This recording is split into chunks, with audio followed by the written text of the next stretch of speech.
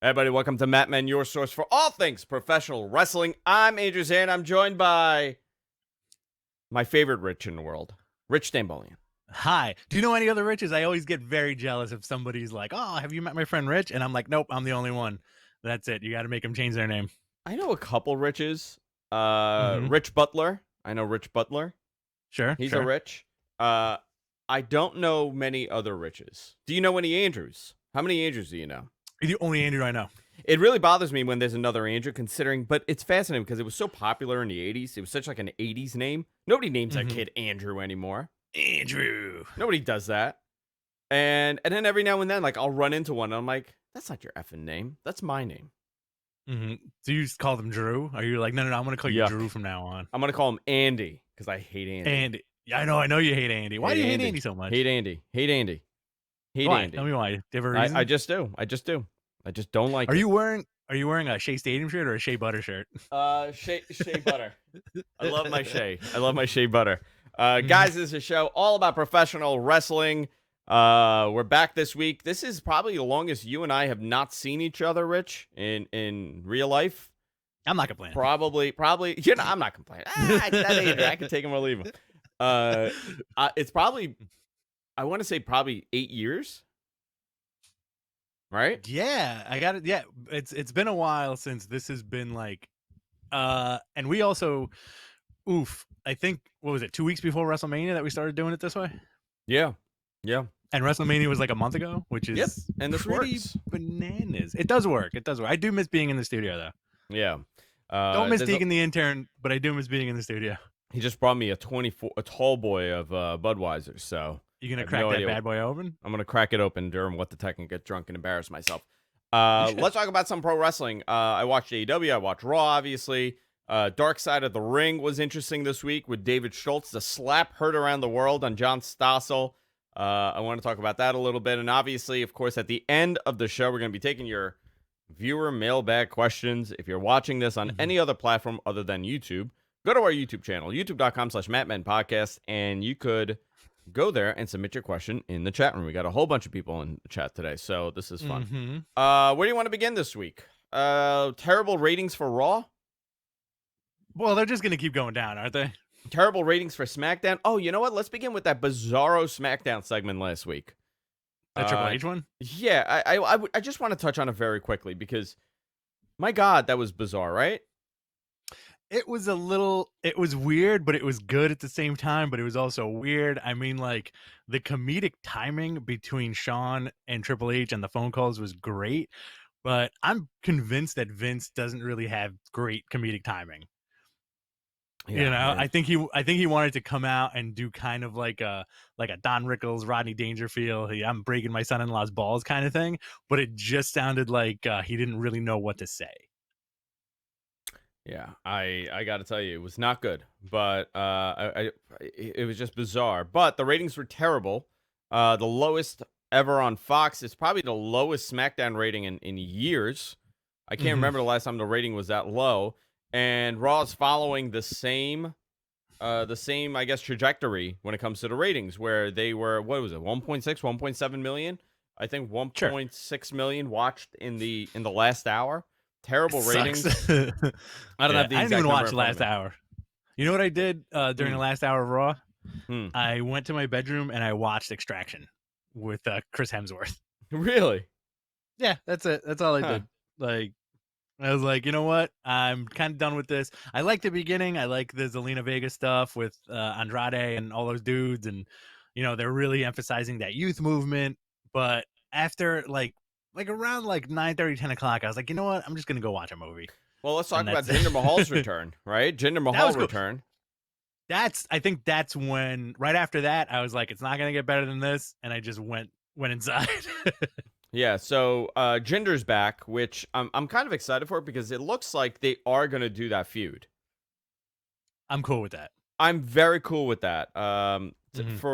It makes sense. You know, you want to talk about something that makes sense, and you want an easy opponent for the world champion. Because if you ever see how they do this, right, with the world champion, WrestleMania, they win the title, and they don't go into like this heated bloodbath with like a major opponent to begin with. They have it like a little bit easy. They build a champion, And I think for Right. Jinder to have a program with Drew makes so much sense. Two former world champion, they were part of the same team. Uh, Mhm. Jinder looks, I mean, I'm looking at his video. He did slim down a little bit, but he looks phenomenal. Looks good. Looks good. He was out. What did he have? He was out with something. I think he had a broken ankle or I think it was like a leg issue. Okay. So his traps look phenomenal. But you have this guy, put him up against his former tag partner, both Mhm. world champions, both got fired. Great trajectory, great story. I Mhm. love it. I'm really into that storyline. And you kind of brought this up 2 weeks ago. Not sure if you knew he was returning or not, but it makes the Mhm. most sense. Absolutely. Do you think they're gonna blow the roof off the place when they start feuding with each other? I think that's gonna be a good kind of like arena match. It's a great arena match. I think this is a Mhm. great house show match to go around the country with. Unfortunately, there are no house shows right now, so Yeah, I yeah. I don't know what the story's going to be, but I don't know. I think if you continue this for the next, I guess, month or so, right, or make this his Mhm. Money in the Bank opponent. Sure. Yeah, I think it'll be fun as long as you know what it is. I think with these two guys, they took care of Jinder very well when he had that initial world title run, right? They made him Shockingly, look they made him look strong. The vignettes were great. The Singh brothers stuff was great. They made him like a vicious heel, and you believed it. You know, I think me and you were like at first we were immediately on board, and then people started catching on. With him and Drew, I think they need to keep them both protected, and if they're going to go forward with it as the main event on these shows, because they can both talk and they can both work, right? And they both yeah. look great at this point. You think Vince wants Heath Slater to come back like all freaking jizzly jacked? I think Heath Slater's come back as an android. He's just going to be a robot, half He's man gonna at this point. in a robot suit. I wonder if that's what Heath Slater's thinking. He's like, listen, Mm-hmm. this is my chance, right? Like, okay, we saw what Drew did. We saw what Jinder did. I'm just gonna go and gas the fuck up and just freaking get jacked and ridiculous looking and make a comeback with a whole new look. Jacked to the gills. Jack Like, to the gills. imagine. Can somebody Photoshop like a really jacked Heath Slater? I think What that'd be did he look? hysterical. What did Heath Slater look like in like his peak? Because he's I like don't. he I kind of don't has a think he's mush peaked. body, right? I don't think he's peaked. I think. I think maybe the tag championship with Rhino, because they were the first SmackDown tag champs. I'm saying body I think. wise though. I think body wise, yeah, that was it. But I feel like if that dude puts the work in like all these other guys did, man, forget it. Like he's gonna be like real jacked. I don't remember. He came from Nexus, right? Wasn't he part of that Yeah, Nexus storyline? Is that what he came from? yeah. It was Nexus, and then I want to say he was part of the core, right? Oh yeah, dude, that whole Nexus core feud is such a like a tiny thing in my head at this point. I feel like Mhm. I missed out on something, and then I just don't know what. This was what year? 2011, 2012, the Nexus core thing, or 2010? Well, 2011 was the end of Nexus because Punk pretty much Like, stop took doing it. stopped doing it, right? And Yeah. then I think 2012 was Core. Ugh. And then they feuded. I'm not 100%. Yeah, and then they feuded, but I feel like a lot of those guys, like if you look we should do an episode dedicated to the core and like all the guys that came at the Nexus, I'm sorry, and all the guys that kind of came out of it, right? Because your one dude that really made it and is still around is Daniel Bryan. And they fired him. He got fired immediately. Yeah. So if you look at And he got this, brought back. Right. all right, here was the members of Nexus. You ready for this? Wade Yeah. Barrett was the leader, and it was so. Awesome. By the way, it debuted, I believe, June 7, 2010. Okay. That was the debut. That is the debut of Nexus. It was Wade Barrett, Daniel Bryan, Darren Young, Skip Sheffield, which is Ryback, Michael Trevor. Who was Michael Trevor? Michael Trevor is Tyrone Evans. He wrestles for this guy's done nothing. I had high hopes for him because he had a cool look. He had like the bandana over his face. Yeah. Dude. He's 43 years old. Jeez. So in 10 years, the whole Was career it Michael went by. Tarver?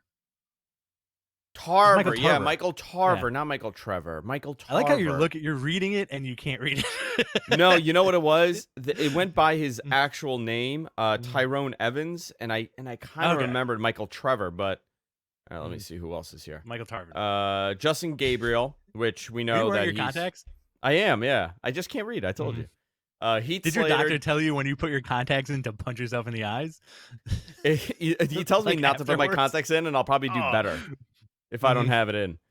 so David Justin Gabriel. Otunga. David Okay. Otunga. He's Heath Slater. still with the company. Dude, the guy's still there. Mhm. And then you had John Cena, but that was bullshit. That was a whole thing. And Husky Punk was the leader. Harris, Michael McGillicuddy, right. CM Punk, and Mhm. Mason Ryan. Mason Ryan, I have Mhm. no idea how this guy did not work out in this company. Dude, a weird story, right? Jacked, had the look. Mhm. Just he was bad. He was terrible in the ring, but the guy had the freaking look. He was gigantic, Mhm. and he did nothing. That was it. I feel like the Nexus. I think if Vince looked at, and this is speculation purely from what we know about Vince McMahon, right? I think when Vince looked at the Nexus, he handpicked his guys that he thought were going to be main eventers, right? Yeah. Like your Ryback, like just anybody with muscles, right? And then I think like he hopes for the best, right? Isn't that like the Vince McMahon credo? Like if he's got muscles, let's hope for the best. So who's in the core? I think that was Wade Barrett, Justin Gabriel, Heath Slater, Ezekiel Jackson. and Ezekiel Jackson. Yeah, that was. And it. I want to Yeah. say I think that was it. Michael McGillicuddy. Yeah, it was Ezekiel Jackson, Heath Slater, Justin Gabriel, and Wade Barrett. Ezekiel Jackson, people don't remember. Didn't he win the IC title? He won some titles, and he was the ECW. He was the final ECW champion. Was he? Yes. Ezekiel Jackson was the final ECW champion, and he was the WWE Intercontinental Champion. What a bizarre! And this is, by the way, this is the thing. I don't think anybody has memory of any of this. Like, this is just like a little blip on our minds, and that's it. Yeah. It just shows you how It's a shame. unimportant that era was until CM Punk did the pipe bomb and everything changed. It kind of put everything back. I think, right. He made everybody forget about everything. How terrible everything was, yeah. Mhm. So, But he did, but go ahead. I'm sorry. No. Go ahead. I was going to say, but Ezekiel Jackson did have, I think, arguably a better career in Lucha Underground. Oh, yeah. I forgot he was there. Because he was Big Rick in Lucha Underground. Yeah. Yeah. And a couple of these guys went to Lucha Underground, right? Justin Gabriel went to Lucha Underground. Ezekiel went to. He fits that mold of like, if you have muscles, let's hope for the best. If you got big muscles, let's hope for the best. There are two people that always come to mind from that era. Justin Gabriel's one of those because I really thought that he could have had something in that company, and the other one is Evan Bourne. Oh yeah, dude. That dude could have had Matt Sydal. He could have had a tremendous WWE run. The guy, if you think about it, he's essentially Ricochet of today, of the past. Exactly. Same kind of feel, same kind of style. Very, very aerial based, and they just didn't really do much other than the Kofi run. Him and Kofi. Well, I think it's because like as we all know, WWE has to play catch up with like a lot of this stuff, right? Ricochet's a great example because that style has been around on the indies for the last 5 years, right? Maybe more than that, 5 or 6 years. And the Ricochet style? Yeah, like it's just like mostly high spots, right? So that style has been around since like maybe like I would say more than 5 or 6 years, and now WWE's like, oh, we need to get this guy that bounces around, you know? Yeah. And a lot of those dudes in NXT come from that kind of same style. And Matt Sydal, you can arguably say if Matt Sydal and the Young Bucks signed with WWE at the same time, it would be the same. It would have been the same career trajectory, right? Yeah, I think so. Yeah, 100%. 100% the same thing. Very interesting though. So anyway, you know, it looks like they're getting ready for Money in the Bank. The Money in the Bank pay-per-view, very unique concept. I'm actually a little bit excited about this, hearing what it's going to turn out as. I don't want to spoil anything because I think it's a unique concept and it's the first time we've seen something like this. So Mhm. from what I've been told, it's a really people within the company think that it's a great idea. And Okay. people and the fans are going to enjoy it more than anything else. The fans are going to enjoy this, and that's the overall opinion.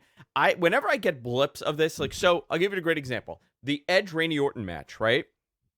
I had Uh-huh. heard specifically from multiple people, same exact thing from the company. They said, "My Mhm. God, it was great to see Edge back. Those guys really tore it up." I'm curious, it's gonna look great on TV when they put it together. That was the Okay. word that they used, was put it together. So watching now, I assume that the idea originally was to edit the shit out of that match. And Mhm. then at one point they decided, like, no, we're going to leave the whole fucking thing in and have this, 40-minute brawl in the back, which kind of went a little Right, too right. long. So I get what they mean. So I'm assuming it's going to be the same exact thing for this pay-per-view, where Yeah. if they focus the concept of that match, it'll kind of work out. Absolutely. Are you looking forward to it? Yeah, I am. Because it's different, right? It's going to be. I mean, it's taking place in Stamford, Connecticut, which is so weird. It's a whole different look. They're on a freaking roof. Mhm. So how are they going to do all the matches? That's another question. Are they all going to be on the roof? Mhm. Um, are people going to come by to Stamford, to Titan Towers, and stand around the building and see what happens? I mean, how can they prevent that from happening? Well, what's the big spot gonna be too? Do you think somebody's gonna go splat? Off the building? Yeah, absolutely. Like, You know because what? It's gonna be they Vince. Vince is gonna. This is gonna be a Ugh. swan song. This is gonna be like, you Ah, guys hate me? I'm gone, and he's just gonna leap off the building and I thought fly. you were I thought you were about to do like he opens up his shirt like a Superman. No, no, no. He just jumps off, but instead, like, you're like, oh my god, he's gonna die. All of a sudden, like Archangel, wings pop out from his back, and he just flies. Like, this What if goes. what if what if he jumped off the roof and just burst into like 40 like doves or pigeons or pigeons. Let's say pigeons. Yeah, you know what? It Vince is a giant pigeon. Yeah, yeah. I'm just okay with that too. transformed into like 40 pigeons. Poof, I'm out of That here. that is the greatest. That's the greatest finish to any any Mhm. any pay per view, any match. Well, Vince they tested the McMahon becomes a waters. thousand pigeons. Well, they tested the waters with Baron Corbin and Elias, right? Like Baron Corbin dropping Elias off the performance center onto the floor. Yeah. Somebody is gonna go. Imagine if they do like a big spear spot where somebody gets speared off the roof. You think they'll tease it? Oh, that'd be great. Honestly, you know what else I think they could do, which would be fantastic, Hmm. and I bet you they'll do it. If somebody's listening, they have to do it. You ready? Yeah. Helicopter, a fucking helicopter. Oh, like what? Like hanging from the helicopter? Some kind of helicopter, something happens where the copter comes down and somebody gets out of it, or they do a move with a helicopter. There has to be a helicopter involved, right? Okay. I'll send them the memo. I'll let them know. Please, Guys, can you do. If please, they're for Rich, just rent the Mhm. helicopter and do it. It's Who gonna wants be to see a cool. helicopter? It's gonna be all drones, dude. They're gonna film the whole thing with drones. That's gonna be awesome. Listen, Yeah. man, like that stuff is great. I'm pro drone. I'm pro drone. I'm anti Yeah. Skynet, but I'm pro drone. Excellent. AEW last night, I enjoyed the show. Jericho and commentary is great. You know what's fascinating? forget it. They're able to make so much noise on that show where it doesn't feel empty. It doesn't feel barren Exactly. watching it. I'm curious if they're piping in some of it. Because they have like 3 people on each side, 4 people on each side, the heels and the baby faces. But they're Yeah. able to make so much noise with like hitting the gates and doing all that, where it fills in that void that's missing. And I think that the way that they black out that building, considering it's not really it's essentially a giant track that they're in the middle of, they're really able to do a great job at making the whole thing happen. Yeah, dude, it looks great. It feels great. I think the feel is there. When immediately, like when you turn on Raw, the difference is palpable, right? Raw starts and you're hit with like 45,000 laser beams for no reason, right? Like there's nothing that they're doing that makes that production feel alive. Yeah. You have a smaller production just you're adding 10 guys to heels and faces on each side, and it sounds great, and you're vested, and the camera angles are a little better too, because you don't really realize that they're wrestling alone, right? Yeah, because you have the giant screen, but you also they do a good job at kind of putting the camera on the individuals, the guys in the crowd. So here's a question for you, Rich. I mean, we'll talk about a little bit about AEW, but the big topic here is the direction of wrestling in the summer, where this is headed during the summer. Obviously, SummerSlam is a tremendously large pay-per-view. That whole weekend is always big. NXT has a big show. AEW has a pay-per-view coming up. I think people forget. So we have to kind of look at this and say, okay, so mid-May, they're going to loosen the restrictions. Obviously, some states are loosening it up right now, but by mid-May, we should be more kind of streamlined into what's happening. We'll have a better idea. So when do we start seeing fans starting to attend events? So certain people have said, we're going to see it over the summer. People are just going to be 10 feet apart. So how does that work? When you put people 10 feet apart, are you going to have family members? Like if you're a group of 4 from a family, are you going to be together and then the other set is going to be 10 feet? There's a lot of questions here with this. When do you think we're going to start seeing people in the crowd? Honestly, I'm going to go fall. I'm skipping summer. You're skipping summer. Okay. Skipping summer. I think we're going to maybe September. We'll see some stuff. I mean, like, that's just my gut instinct telling me that. I'm not a scientist or a doctor, so don't believe that. But I think it's going to be like after summertime. I read a little blip yesterday. I forgot what country it was, but they had a fighting event, and everybody who attended had to sit 6 feet. Like the patrons had to sit 6 feet away from each other, and the arena was full of people, but everybody was like spaced out like a grid. Yeah. Do you think we're organized enough to do something like that? Probably not, right? I think what we're gonna do, we'll probably do. I don't know if we're gonna do 10 feet. I think maybe we'll do anywhere from like 3 to 6 feet apart from everybody. But we'll also have a capacity limit as far as how many people could be in the venue. So like you're looking at a large event, like I don't think we're gonna be back in Madison Square Garden. I don't think we're going to be back, packed out, sold out buildings. I think this is going to be a big question for football in the fall, where you got 60,000 to 80,000 people in Cowboy, for Dallas's sake, 100,000 people going to a football game. I don't see that happening that quickly. But I think for wrestling's sake, if you're doing it at the Performance Center, or if you're doing it at Full Sail, or you're doing it at Daily Plaza, right? Daily Plaza? Daily Plaza, is that the Jacksonville I don't know. Am I right? Dale's Plaza? Is it Dale's Plaza? Bay Terrace Shopping Center, wherever you are. Dale Jr.'s Plaza? Dale Earnhardt Jr. Plaza. If you're there, are you gonna have, you're gonna say, okay, you know what we're gonna do? We're gonna just space everybody out, but in the front we'll have Daily Plaza. There you go. Dale's I like Dale's Plaza better. I think you can maybe have like the front row could be the employees, the workers. Okay. And then the rest could be whatever. I mean, you're going to have to start filling it a little bit, because this is really hindering the viewership of these shows. Dealey Plaza was where JFK got shot. Not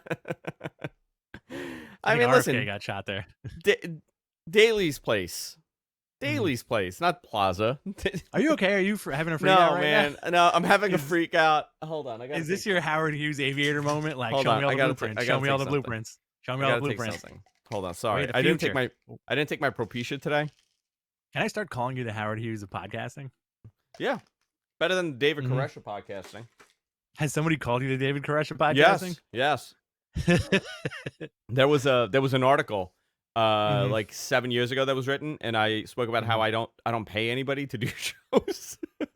Nobody gets paid other than if obviously if your show makes money, like this one, we split the revenue and stuff. But I made it. I said it as a joke, and they called me the David Koresh of podcasting because I convinced all these people to do shows, and I don't pay them. Not the Charlie Manson of podcasting. No, because he was a CIA, employee. So that's my new thing. I'm big on Charlie Manson conspiracy theories. I need to hear that. Charlie I've never heard Manson, that before. MK Ultra. He I've was part of never MK heard- Ultra. I've never heard that before. He was compromised by the CIA. He was part of MK Ultra. They gave him LSD. Can we talk about this afterwards? Yes, we can. It's actually all real. I read it on the internet. Are you super into Charlie Manson? Yeah, I went down that rabbit hole, dude. You got it. All right, you got it real quick before we get back to wrestling. If you're into the weird Manson stuff, check out. There's a podcast. I'll send you the link to it later.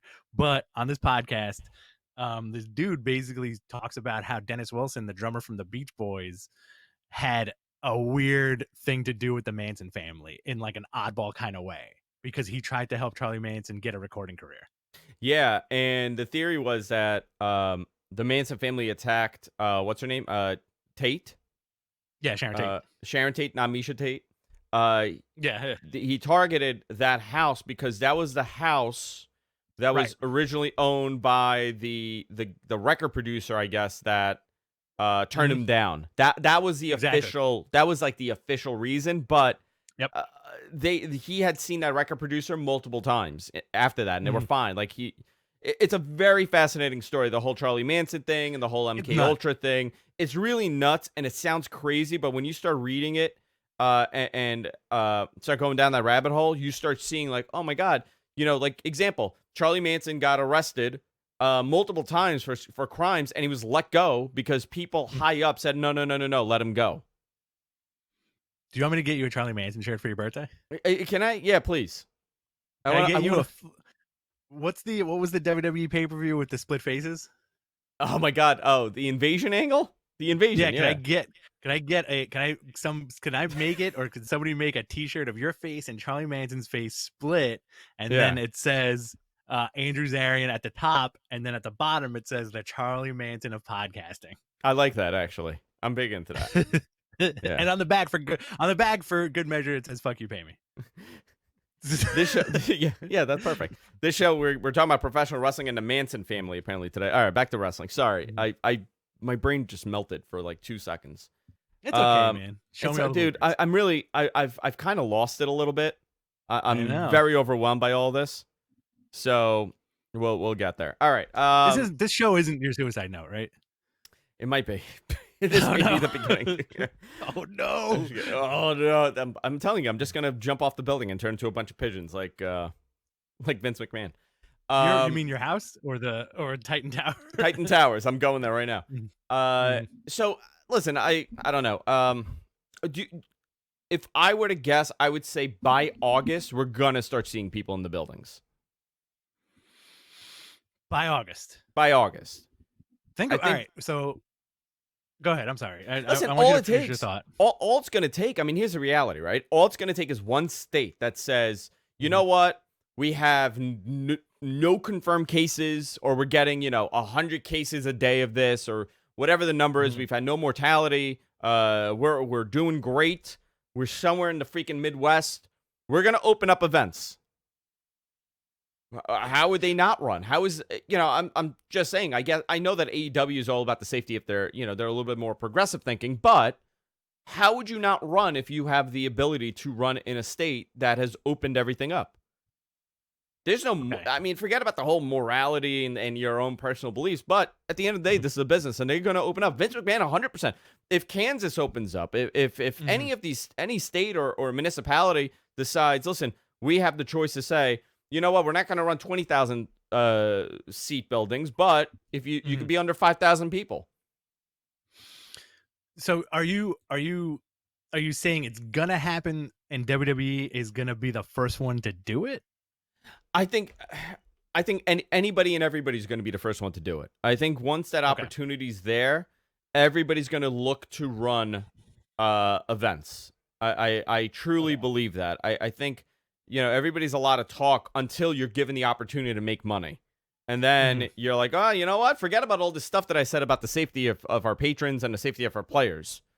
I want to make money. I'm not saying that that's what I believe. I'm just saying that. I want people to be clear. That's not my stance on this. I don't think if they're like, for example, we live in New York City. We live, not only do we live in a state that is majority of this virus in this country. We live in a county in Queens. It is the largest county with infections out of any county in the world. Yeah. We have the most cases here in Queens. 20% of people in New York City most likely have this. I would assume it's more people. So I'm not saying that we New Yorkers will open this up. I don't think New York State's going to open it up. But if you are in a state that was not affected tremendously by this, I expect them to open it up. How about countries? What about countries? Canada. Canada. Oh. All right. I mean, I think honestly, like at the end of the day, the commerce is gonna be there, right? Like you said, once money comes into the picture, for some odd reason, safety goes out the window. And also, like, and you know as well as I know that there are tons of people out there who can't wait to get out of the house, who just want to start licking the sidewalk again, eating all the poles on the subway, rubbing their face all over anything dirty in the city just to get out of the house and stay away from their wives. I cannot wait. I cannot wait till I go to Flushing and I see all the people spitting in the streets. A gigantic mistake. I will tell you a story and I will not name names. Okay. But a person that we know that is close to my family wants to have a party for a small person, a child, not a little person. Yeah. And they were saying, like, what's the big deal? I'll have maybe 15, 20 people over at the house in the backyard. And everybody is like, why would you do this? Was this somebody that's related to somebody that was infected with this? No? I'll tell you after the show. Okay. I'll tell you after the show. But I'll give you that. My son's birthday is on Sunday. Ridiculous. We're not doing it. I mean, we're going to have cake at the house just for us. We're not inviting the family over. You should just, like a smart person, just Skype everybody. 1 o'clock phone call, 1:10 phone call, 1:20 phone call, and that's it. You know, like, listen, I love to party and I love to be outside and I love to go to bars, but like I think both of us in the same boat where it's like, it's better to stay home and shut the F up. Just watch some TV. Listen, I'm fine for the next 15 days. I can handle this. I think after that I'm gonna start, being a little bit more aggressive about my stance on this. I want to start going out. I do, but I think the numbers have to be right. The numbers have to be right for that. All right. Sorry, the show is taking a whole different turn. By the way, Governor Cuomo's on right now, so I'll probably pop for the number. You have to start turning that shit off. I know. I gotta. I'm so sorry. All right. What would you do if Cuomo came through the TV right now and just grabbed me in the podcast studio with his nipple rings? Mm-hmm. I would love it. I'd be so happy. He's from Queens. Also, how did you feel about the reveal that aliens are real the other day?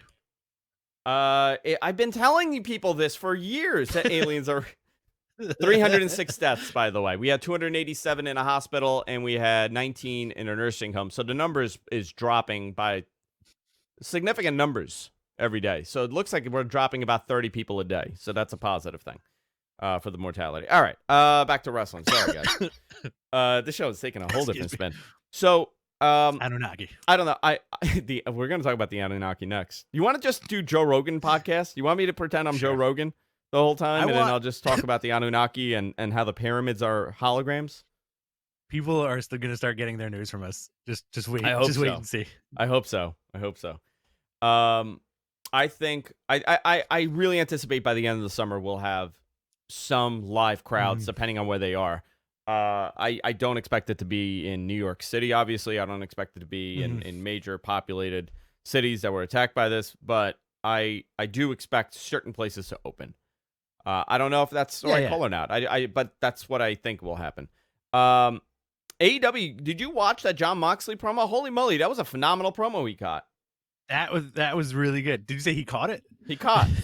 he caught the promo. He caught the promo. Oh, caught that promo like a big effing sandwich. I thought it was great, man. Like they do a good job. They do a really good job of going back and forth between in-ring action, promo, that Manitoba Melee. Did you watch that yesterday? Yeah. How great was that? You had all these weirdo cameos that were all friends of Jericho showing up on that thing, which was very well put together. You had Lou Ferrigno showing up, Corey Taylor from Slipknot, Duff McKagan from Guns N' Roses. Very, very motley crew of people. Was it all the people that have done his podcast? I think it's all the people that are his celebrity buddies and the people who've done his podcast. You had that LP comedian that was on there, Jay and Silent Bob showing up, which I thought was kind of cool. And then like whatever wrestlers that they had. It would have been cool if they actually had somebody who got released from WWE show up like real quick. Oh, like a recent release. Yeah. Wearing like a mask or something. I thought, listen, dude, the show Vicky Guerrero. The show is produced so differently, where you're not with WWE. I could tell you like when they're going to commercial break, what the spot is going to be before the commercial break, what they're going to say when they're back from a commercial break. Because we've watched it for 30 some odd years, it's the same trajectory every single show. I think for AEW's sake, the thing that's refreshing about it is that it's new and they're okay with trying different things out. They're trying out all these different ideas and all these different concepts where we're seeing it unfold. And for us, that's cool. It's something different. The same thing that, you know, we liked about Ring of Honor and we liked about Impact in a certain day, you know, in a certain era for TNA, people really enjoyed it. It's because it was different. And I think that's fine. You're okay with having something different. Jericho on commentary has turned out to be one of the best color commentators in the business. Magical. It really is. That's the biggest shocker to me out of all this on how good he is in this role. And he's not playing like this over the top heel. He's going back and forth. Like he's more like an analyst that has his opinion. Like I like how he's such a chicken shit and he puts over like Brody Lee. He was talking about Brody Lee. He's like, if he comes my way, I'm not staying. Right. WWE would never do that. No, not they won't let anybody go because he doesn't have somebody in his ear telling him like, oh, you better not go there, you better not say that. Just call it a move. Like, just think about the WWE thing, right? Like, who's their top? Let's say who's their top heel right now in that company? Bray Wyatt. Is Bray Wyatt? No, I'm talking like non monster. Like, give me like Brock Lesnar. Okay, let's go Brock Lesnar. Let's go Randy Orton. Okay, Randy Orton. Great example, right? Randy Orton on commentary. And then all of a sudden, Brock Lesnar's now in the ring destroying somebody. Is Randy Orton going to go, well, if he comes my way, I'm headed for the hills. I'm running out of here. I'm not going to stay here. No, Randy Orton's going to get up and try to square up with him because everybody's a tough guy and everybody's cut from the same cloth. Everybody's a tough guy. Everybody's a tough guy. Everybody's the same. Nobody does a chicken shit heel stuff where they run off. You know, that's a very Flair thing to do. It's gray area. WWE is all gray area, right? All gray, yeah. Because they want that, like, I think John Cena set the bar for that, right? Where he's the ultimate gray area.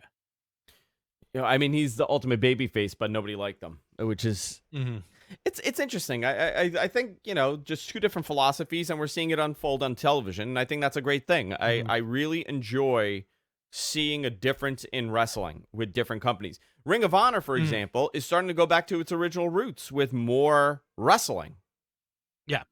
They're starting to make that shift again. I know that Marty Scurll's a big proponent of that, where he really wants it to go back to the you know, the years like the 2004 era of Ring of Honor. I don't know if that'll happen. I fear for Ring of Honor. I don't see too much going on with them. It's what a sad decline. A year ago, they ran the Garden. Yeah. A year ago. I wouldn't say they ran the Garden. I'd say they co-opted the Garden with New Japan. Co-opted that was a New Garden. Japan show. But you know what? For any promoter, it was. That's why we all went. We didn't go because of a Ring of Honor show. We went because it was a New Japan show. But the fact that it was a sellout, dude. That was a sellout. That's the largest crowd AEW's been in front of. Ring of Honor's ever been in front of, most likely. Even when you look at even New Japan doesn't necessarily run buildings that are 18,000 people. No. It's not common for them to do. They run the Dome, but I don't know how big the other buildings are. Do they run Budokan? No? Yeah, they do. Not that much, but Budokan is bigger. But Budokan is like... Yeah. It's a rarity, right? They don't do that. WWE, on the other hand, runs a 17,000 person building every month for a pay-per-view, and they do well with it. So it's a different concept. And when you see them, the decline, the collapse of that company, it's unbelievable. Unbelievable. For me, my favorite era of modern Ring of Honor was that whole I know you don't like the Jay Briscoe title picture, but when they were getting the Bucks and the Bullet Club stuff, but also you had your Dalton Castle, your Jay Lethal, your Jay Briscoe. Like, Yeah. I feel like that group of guys at that era of Ring of Honor, if they put them on TV, like big TV, like a TNT, it would have taken off like nobody's business. But I do feel like, again, this is speculation. I don't know what the deal is. I feel like Ring of Honor got exposed for being a poorly run company. Yeah. Yep. Right. Point. Exactly. Exactly. And I think from a fan's perspective, that's exactly what happened. You're just like, yeah, what are they doing, man? They have so many great talents. Like, why doesn't anybody want to sign with them anymore? Right. They don't have money. They don't really pay, and it's a dead brand at this moment. By the way, MG Geek brings up a great example. Samoa Joe on commentary on Monday. Great, refreshing, different. Love it. Absolutely. Love it. Guys, get your questions ready in the chat room. We're going to answer your questions. It's a mailbag segment that we do each and every week at the end of the show. You can submit your question in the chat room on YouTube. Also, if you enjoy what we're doing, be sure to subscribe. The subscriptions help tremendously. We're on our way. I want to be at 10,000 subscribers by the end of the year. I think we could do it. I think we're at 4,000, almost at 4,000 now. Let us get to 4. Let us get to 5, and just strap this rocket and fly to the moon. That's where we're headed right now. To the moon. That's what we're going to put on our shows. Also, patreon.com/MattMenPodcast. If you feel like donating even $1 a month, it goes a long way. Yeah. And we should be having some new t-shirts in the pro wrestling tees, right? I got to make, we do have a shirt ready. I got to get the link. I wasn't prepared for that today, but we should have some more shirts on pro wrestling tees. Submit your questions. Mad Men Exotic stuff. Mad Men Exotica. All right. What do we have here? You want to read the questions, Rich?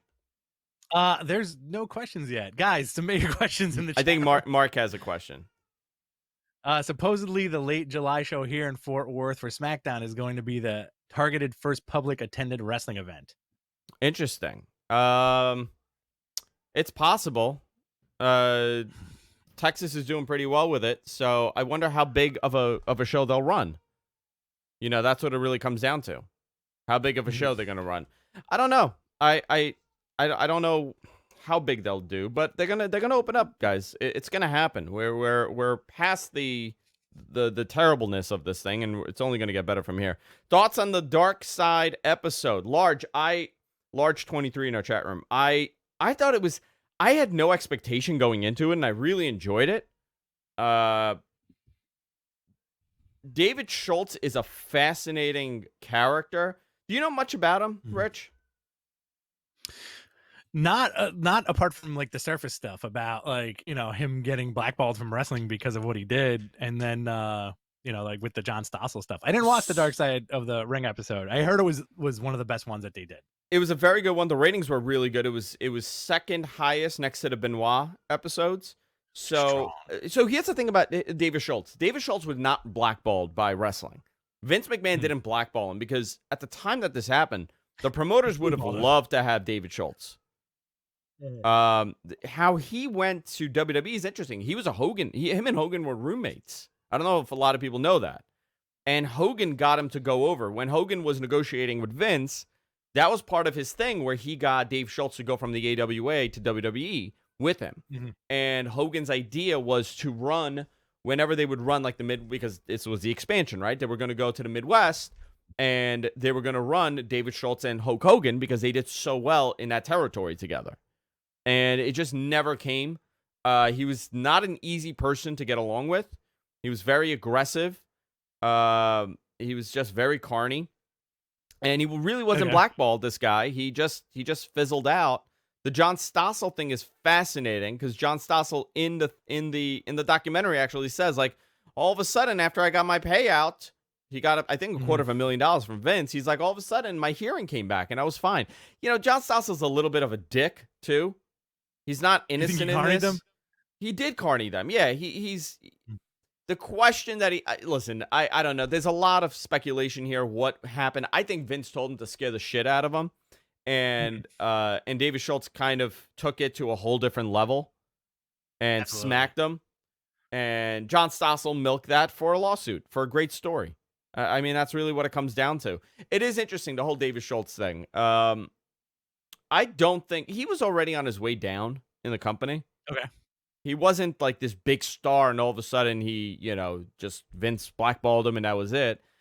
That's a whole different narrative, and I think that's his narrative. I don't think anybody blackballed him. I think people didn't want to work with him. Okay, fair enough. That's I what gotta it- watch that's the what it was. episode. Yeah. I have a question for everybody, actually. Yeah. I would like if somebody's in the chat room, or if Jonathan, our I guess default graphic designer, who we still have to take care of, is in the chat room. Can we get Charlie Caruso's lips photoshopped on a bunch of different wrestlers? Why? I just think it would be hysterical. Like, All right. if you had a picture of Roman Reigns with Charlie Caruso's lips, or Daniel Bryan even. Yeah. Armando in the chat room. I like that idea. Armando in our chat room says, "Do you think Roman Reigns will be given a chance at the WWE title again? I know he's one of the biggest stars in WWE. He was scheduled to take the title from Goldberg, but he lost it due to COVID." Yeah, 100%. When this thing passes, Roman's going to be the first one, in line. He's part of the big plan here. Absolutely. He's been part of the big plan for the last 7 years. Yeah, and right now this might be good for him. He's at home right now. He's relaxing. He's recovering from whatever injuries he has, and he may come back jacked, bigger than ever, and maybe tweak his character a little bit. He's going to be back for sure, and he's going to be put in a position of a major title run. What if he came back with no beard and short hair? No beard and short hair. Oh, yuck. Hate it. Dude, what do you think Vince's reaction would be? What the F are you doing? Get the F out. Get the F out. Would you lose your shit? Yeah. I would be so disappointed, because that thing makes Mustache. Yeah. Crew cut. Yeah. I don't know. I think that, we'll see what happens. Will history repeat itself with Heath Slater? I don't know, Bob. Everybody's asking that, and I think that's all up to Heath, and what he does in the next couple months. If this guy goes and starts working out and changes his whole style and creates a new character for him, yeah, I see it becoming something. But you got to look at it this way: Jinder developed not only his physique, first of all, but his character, right? Like, they took him and they rebranded him as something totally different as a foreign heel. 100%. Drew went and started from the bottom again and worked his way up and reinvented himself. It really has to do with, what is Heath Slater going to be able to do? Is he going to be able to reinvent himself as what? Well, that is true. I mean, there's still many tweaks to characters out there. You know what I think would be perfect for Heath Slater? What? If he came back as a Ric Flair type. I traveled the world, I got all this money now, and I'm back to take my my prize. Yeah, but he has to do it. He has to get over on his own. Jinder coming back was interesting. Do you know the story how Jinder came back? What the deal was with that? So WWE, when they went to SmackDown Live, right? When they went live, they didn't have enough talent because they were splitting the roster again. So WWE reached out to all these former people that worked for them, including MVP to come back, including Stevie Richards to come back, and they gave them tremendously low offers. Like, the number that I was told, very low. And Jinder took it. He took it for virtually nothing. He took a very low offer. This guy got ridiculously in shape, and he came back, and he became a world champion. That's such it's such an amazing story. On top of that, a lot of other people. I just named 2 people. I could be wrong on the names, but it was a whole bunch of people that they offered that worked for them. And he was one of the ones that said yes. And he came back and he proved himself. Vince got one look at this fucking guy and said, "Oh my God, what a great heel character." And he got over to an extent. I know a lot of people hated him and hated his title run, but I really enjoyed it because it was a throwback and it was out of the box. having him win that Always title. need a good foreign heel. You always need a good foreign heel. I mean, that's just how it is. Yeah. So I don't know if Heath Slater could do it. I don't know if he's meant for it. But again, I don't think anybody would have thought Jinder Mahal could do it. So it really comes down to him. People wrote him off big time. Yeah. Let's see. What else do we have here? Armando, what are your thoughts on Mysterio? The last year has been kind of screwed with the WWE title and the US title, and Dominic hasn't been much. Okay, so I don't know what they're doing with him. They're making the same mistakes they made with Kurt Angle. This is a guy that should be a specialty wrestler when you have Rey Mysterio. Okay. I find that logic bizarre. That it's almost like somebody has said, no, we're not doing these specialty guys anymore. Right, like attractions. Like an attraction guy. I think, listen, Kurt Angle, Rey Mysterio, Edge, Brock Lesnar, let's put him in there too, John Cena. These are all attractions. So why not keep it as that? Why have them on TV every single week? Why does Rey Mysterio have to be on TV every week? Josh calls me every single time I'm on the air. You know that, right? Josh Combe? Yeah. Just to tell you how cute you are? No, he'll just call and be like, hey, by the way, I totally forgot you're on the air. And then he hangs up every time. He does that. He knows you're on the air. He knows I'm on the air. Yeah, he has Twitter. He knows exactly what I'm doing. He's breaking those cojones. Why wouldn't you use Rey Mysterio in that position where you have... I find it that baffles me. Okay, you got Rey, right? You're a huge Rey fan, Rich. Sure. Have Rey from Star Wars. Have him say, you know what? I want one last title run, and he starts working his way up, and you run one big program with him. Maybe he wins the title, maybe he doesn't, but you built him up to be on that level instead of having him wrestle Andrade every single week and lose. I think they're using Rey as the stepping stone to get these guys over, right? But I can see your argument, obviously. I think within the last 10 years of WWE, clearly if you don't stick to their plan, you kind of get thrown by the wayside. So they brought Rey Mysterio in, they brought MVP in, basically saying hey guys, listen, we know your time is limited. We're not going to use you as an attraction. We're not going to rely on legends like we used to. You guys are going to put these new guys over, and that's all you're going to do. No belts, no nothing. I think Edge is the only modern example of if he can go, forget it, Okay, but here's the problem with that. I think the Andrade thing of putting Andrade over with Rey makes all the sense, right? But that should have reached a pinnacle. It should have been a program where it reaches and reaches and then it hits. Not that it's a weekly match on WWE TV. Because once you beat him and then you beat him again, how did it help you? The Baron Corbin and Kurt Angle match. Did Baron Corbin beating Kurt Angle help him? Yes. You think it helped Baron Corbin's, stock?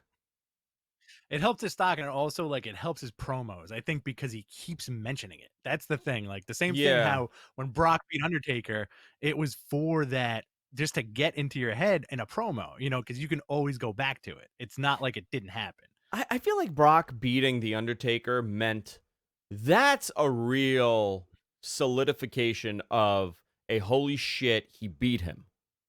I think by the time they had Baron Corbin beat Kurt Angle, it didn't mean much. And I know that Kurt Angle was limited, but you could have hid that in many, many ways. I think we missed out on a lot of these Listen, we missed out on Kurt Angle and Triple H. We saw a little bit, but we missed out on that. We missed out on Kurt Angle and maybe Shelton Benjamin, Chad Gable. There was... What? CM Punk when he wasn't with the company? No, I'm saying when he was there, right? Oh, okay, when he was there. We missed out on major attraction matches. Kurt Angle and Brock Lesnar. Why didn't we get that? Kurt Angle Cena. That I feel like that should have been how he ended that career. This is my criticism of WWE. I think people are afraid of suggesting certain things because from what I've been told, if you suggest something that is out of their plan, it is considered an idiotic suggestion and you are now looked at as a dummy. If you suggest Great example, Rich. If you say, you know what we should do? We should redo John Cena and Kurt Angle. Do something here. If you say that, they're gonna. Once that gets up there, then it becomes a. What are you reading the internet for your suggestions? Well, So I think it's more than that. You you know, think like in regards to like that whole thing, it's a fan service. They should have done fan service, right? But I also think that there's that spiteful side of the behind the scenes of WWE where it's like, you know what, we have you now, f you, and that I think Kurt Angle was I think some of that. Yeah, on that I list. agree with you. You know, I agree with you. I think you're like absolutely right on that.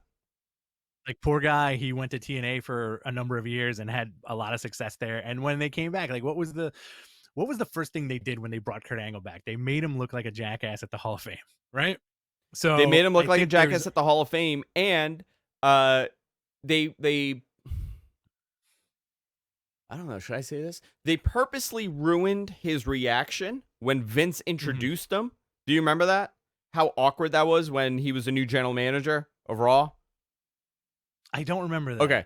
So they were looking for a new general manager, right? Because they'd had no general manager on Raw.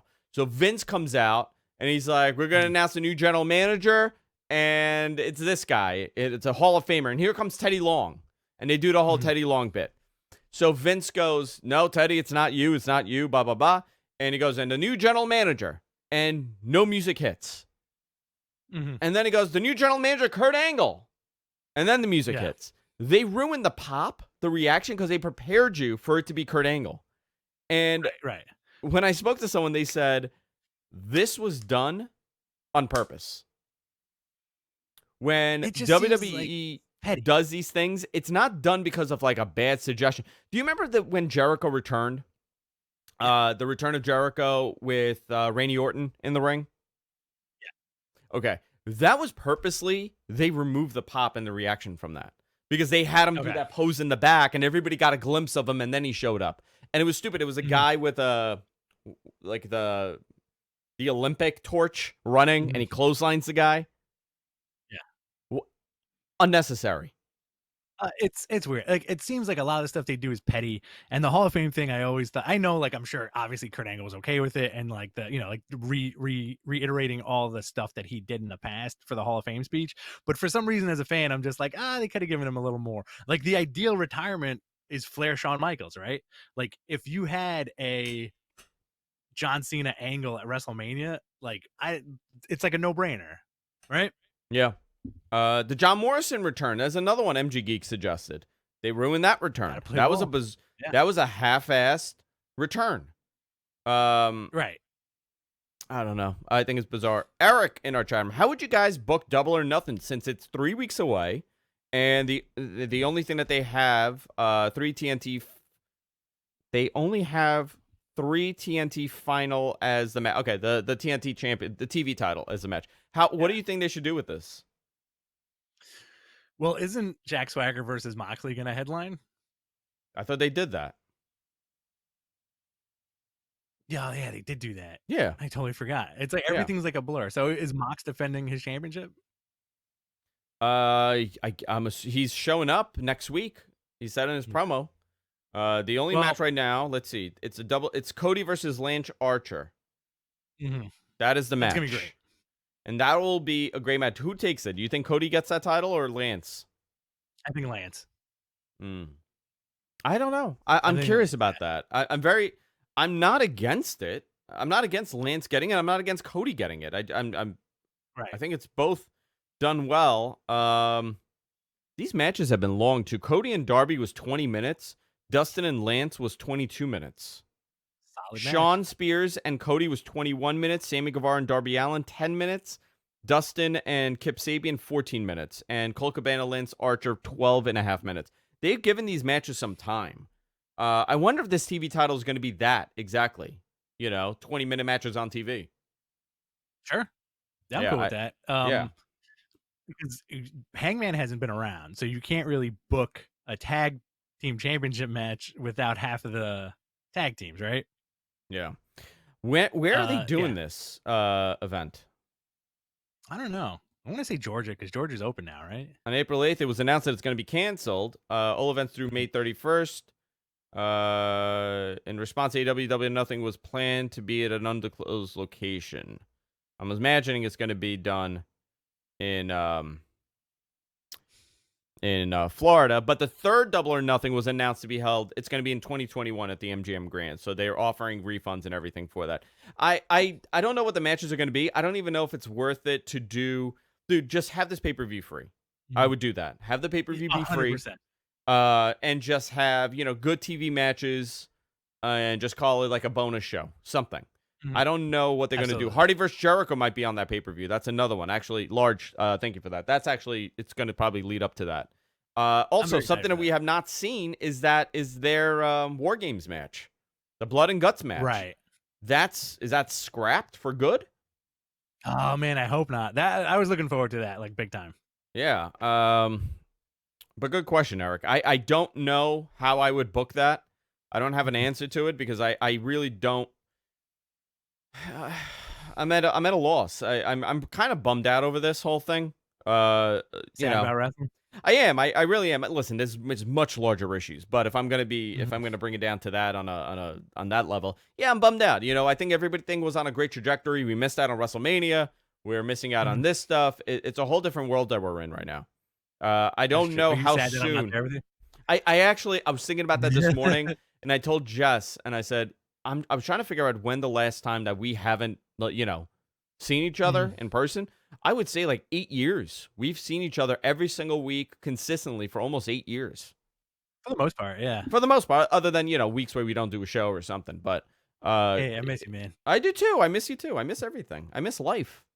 What do you think about the Kidnappers segment on NXT here and there? What is it setting up to be?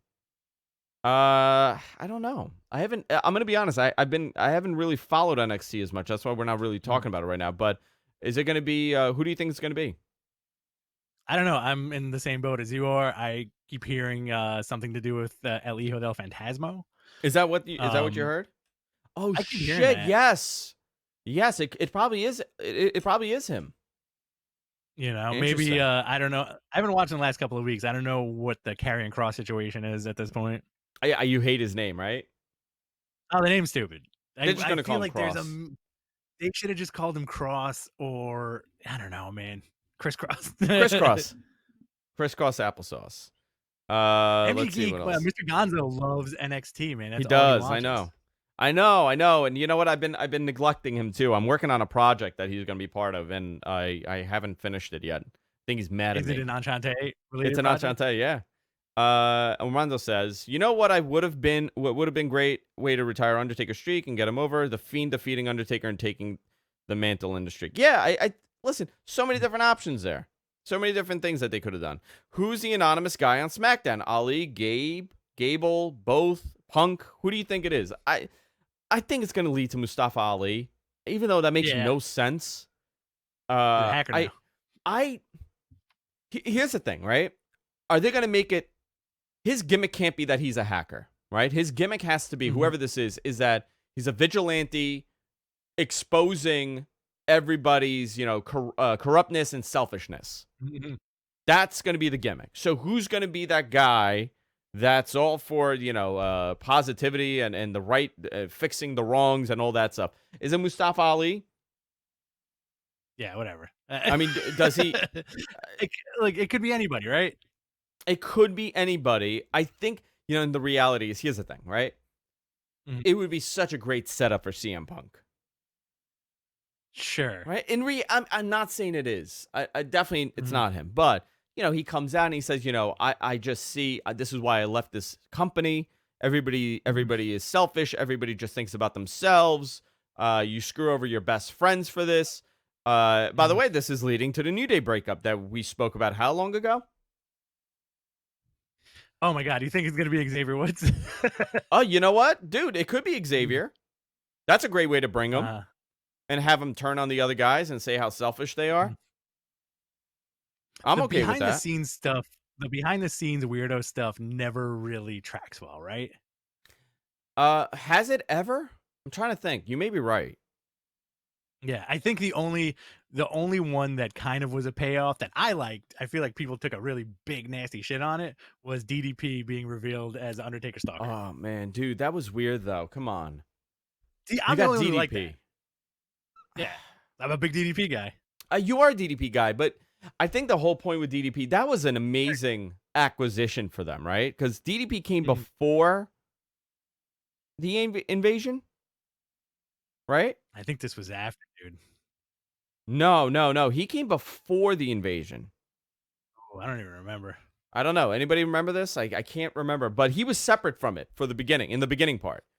So I'm assuming Mhm. he came before the invasion, and he started stalking the Undertaker, and he started stalking Sarah.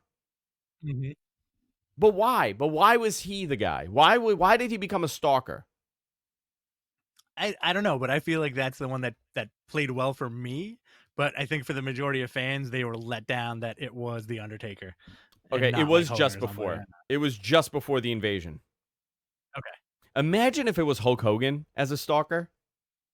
you'd see that shit coming a mile away, though, I'm into right? Because like blondes, brother. he always played the cartoon heel, so you couldn't have his. I don't think you could have had a serious stalker angle with Hogan. What's going on inside? Oh my god, right? I'm looking through your Uh, window, brother. Armando says it was right before the invasion. Here we go. Here's another question. From Mark in our chat room.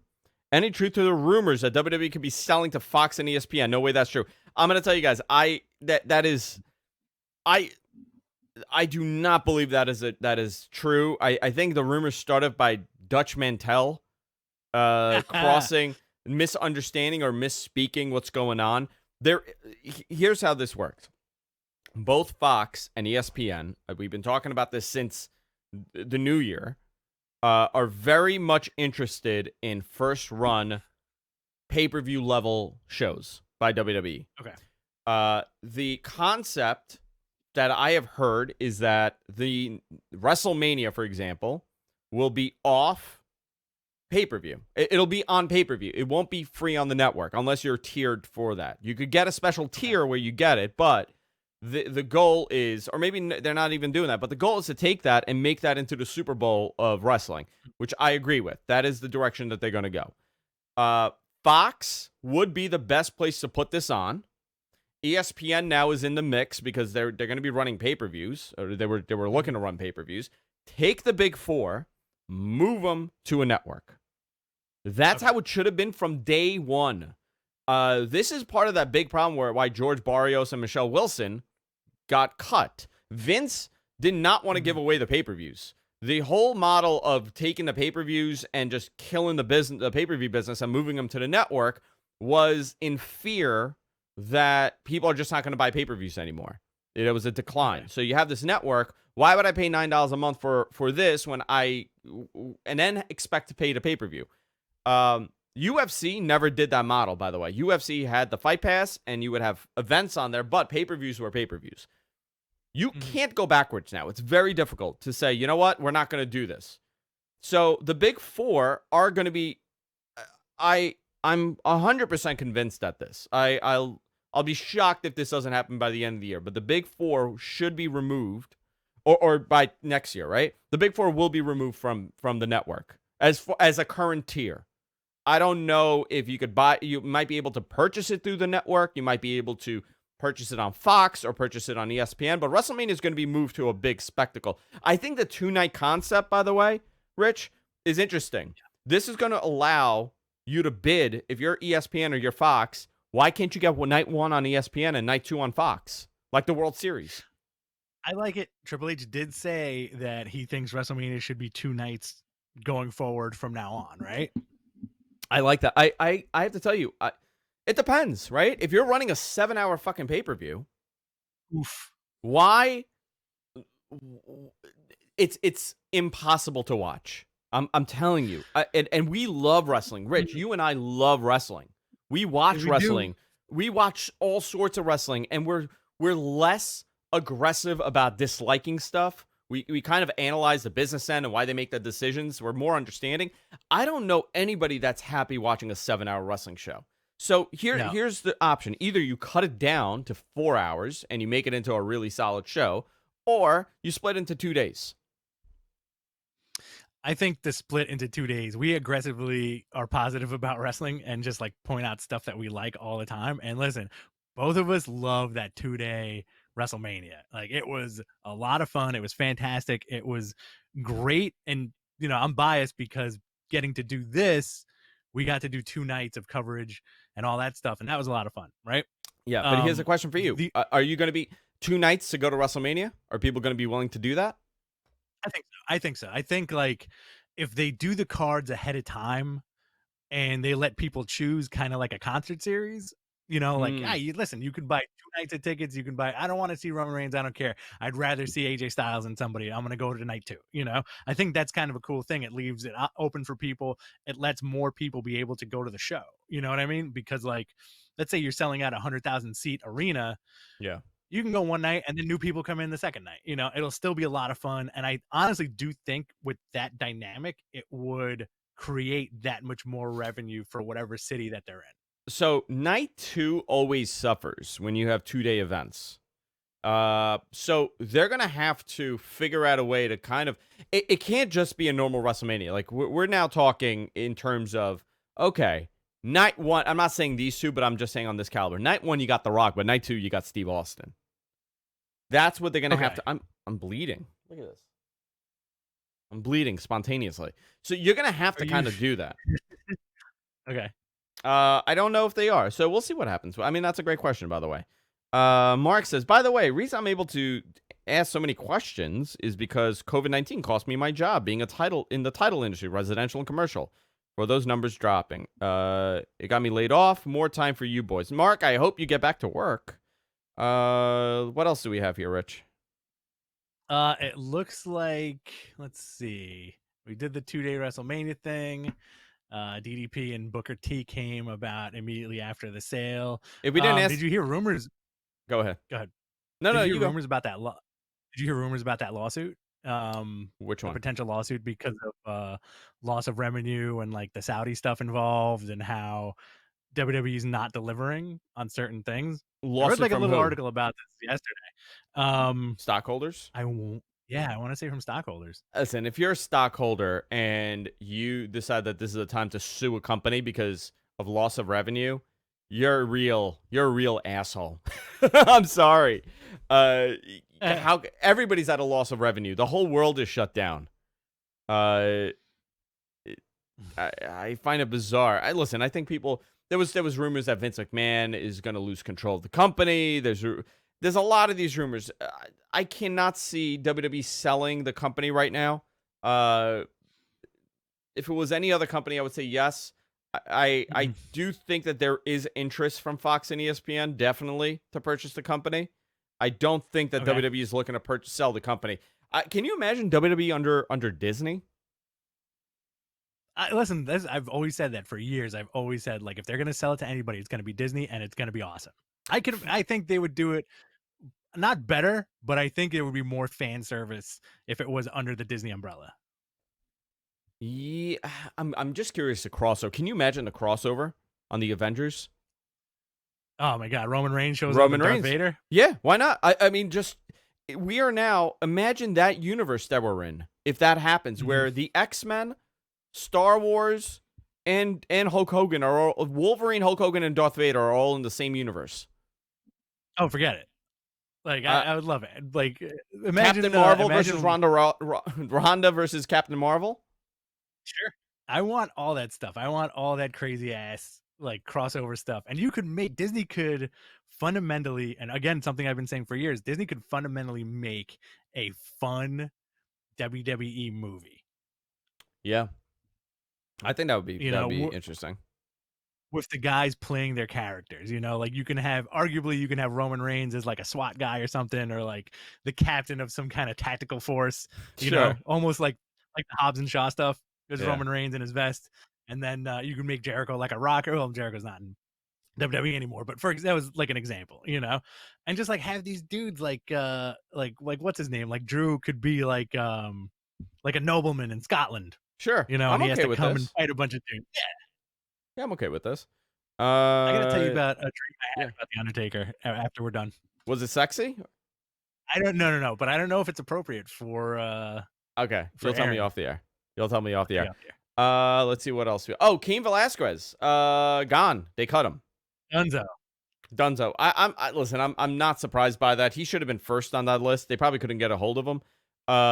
Will probably go down as one of the biggest what the f moments. Probably. The whole thing was for Brock to get his win back in a fake match against Kane. They brought this guy back. He signed a tremendously large deal, by the way. That was a big contract deal. This guy's probably going to go to AAA. He'll probably do something in AEW. Fascinating how that fell apart. They did nothing with him. He had that one match, and that was it. I think Vince saw his physique, and he was like, "That's not what I like." Brown pride. What's that? You think he said that? I like. It's like when somebody shows you porn in the style that you don't like. He's just like, "That's not what I like. I don't like that."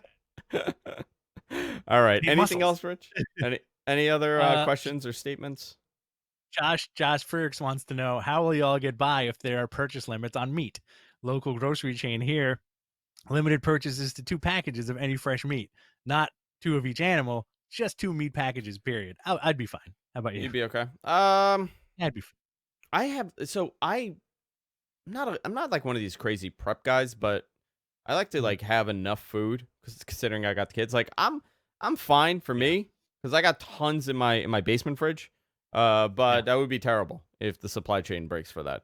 I'm probably gonna go vegan next month. So are you? I'm probably gonna try going vegan next month. Yeah, I did it for 30 days a couple years ago. Not easy. Vegetarian way more easier. Vegan not easy. Kane is also injured, bro. Let's talk about the things he was supposed to do. Okay. All right, guys. That's it for this week. Fun show. Rich, where can people find you? Yeah. BTC Rich, baby. Find me on the internets.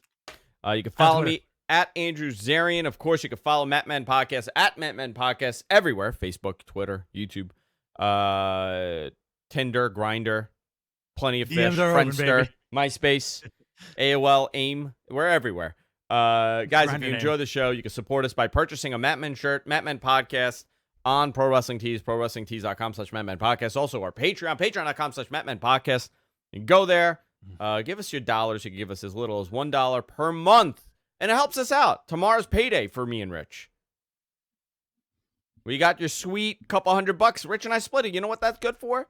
Our beer, our drinks, when we go out to lunch, when you guys tip us. I mean, it really goes a long way. And generosity from this community has been unbelievable. I'm sometimes at a loss for words on how great you guys are.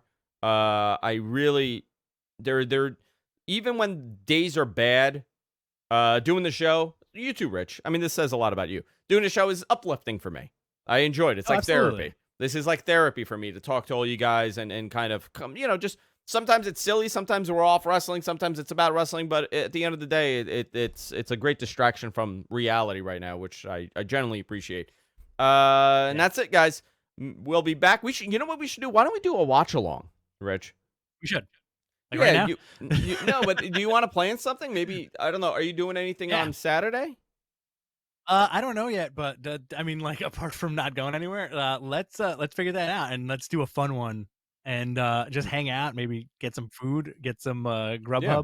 Fortunately, thank you guys for your donations. They're not going to hang out at bars now; they're going to Uber Eats. Yeah. Yeah, they are. But yeah, let's plan something, and I'll attest to that. This is a highlight of my week. I know Andrew's generally very, very, very, very, very sad during the week, and then I'll be like, "Yo, man, we're gonna do the show," and he just sends me eggplant emojis. That's it. That's all I do, and peaches, peach emojis, and eggplant emojis. Yeah. All right, guys. I'll see you next time. Take care.